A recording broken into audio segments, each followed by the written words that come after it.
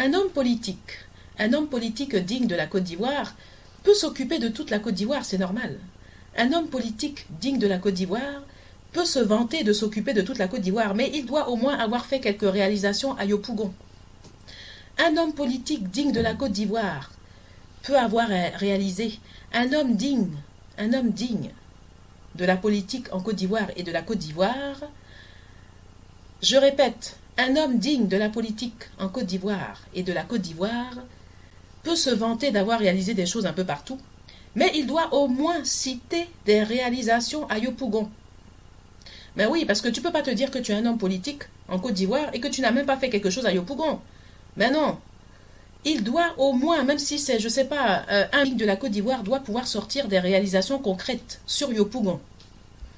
Même s'il s'est occupé de la Côte d'Ivoire, un homme digne de la politique ivoirienne doit pouvoir sortir des réalisations effectuées à Yopougon.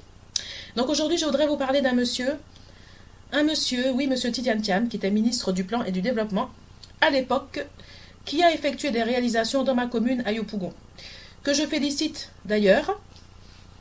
Et je tiens justement aujourd'hui à parler des réalisations de monsieur Tidiane Thiam à Yopougon. Bonjour à tous, bonjour. Je vais parler maintenant des réalisations de monsieur Tidiane Thiam, également dans la commune de Yopougon.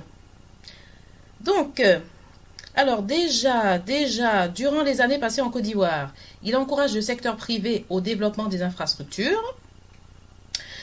Et également, sans oublier, la centrale électrique d'Azito.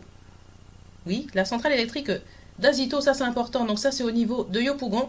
Et il avait expliqué dans une vidéo également quelles sont les dispositions qu'il prenait pour que cette centrale n'ait pas d'impact impact sur l'écologie. Parce que vous savez que des fois, comme on dit ministre du Plan et du Développement, quand tu développes la technique également, il faut prévoir à long terme comment tu vas protéger la nature.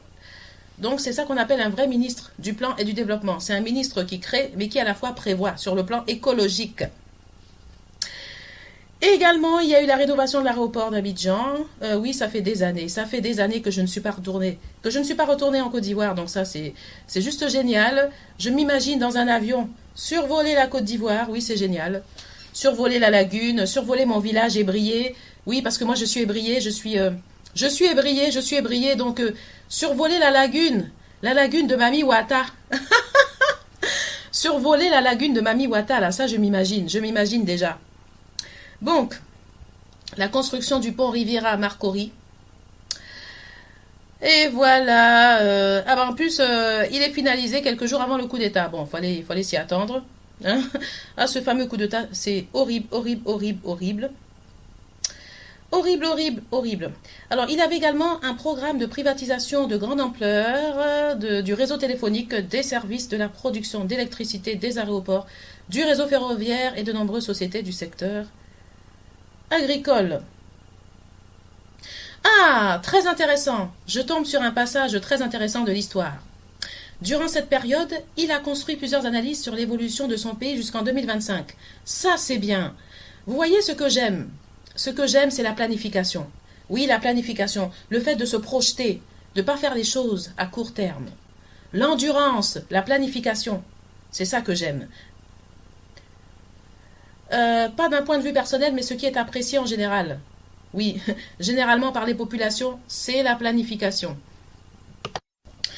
Voilà. Donc, ça fait des années que je ne suis pas retournée en Côte d'Ivoire, mais j'ai passé toute mon enfance en Côte d'Ivoire. Oui, j'ai passé toute mon enfance en Côte d'Ivoire, j'ai passé ma jeunesse en Côte d'Ivoire. Je connais très bien la Côte d'Ivoire, c'est mon pays, mais ça fait des années que je ne suis pas retournée en Côte d'Ivoire. Je suis franco-ivoirienne, je suis à Thiès mélangé et brillé, et ça fait des années que je n'ai pas survolé la lagune de Mami Wata. Ben oui, la fameuse lagune de Mami Wata. Ça fait des années que je ne suis pas passée au-dessus de cette lagune. Voilà, ben c'est comme ça, c'est la vie. En tout cas, je reçois tous les jours la bénédiction de mes ancêtres. Oui, parce que malgré le fait que je sois éloignée en ce moment, que je sois éloignée de la Côte d'Ivoire, même si je suis toujours proche de la Côte d'Ivoire par la pensée et les actualités, je reçois toujours la bénédiction de mes ancêtres et c'est cela le plus important. Pour moi, en ces périodes de fête, de fin d'année, et voilà. En tout cas, j'espère également pour vous que vous allez passer de bonnes fêtes et que nous allons entamer cette nouvelle année 2022.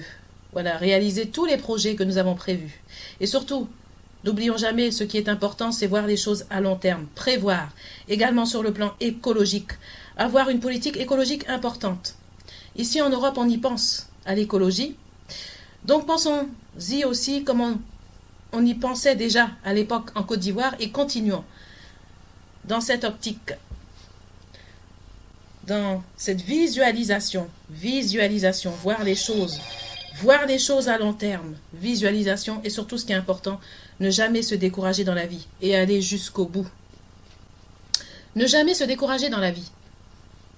Vous savez, moi j'ai été la fille d'un opposant politique et quand on est la fille d'un opposant politique, on apprend à voir les choses à long terme.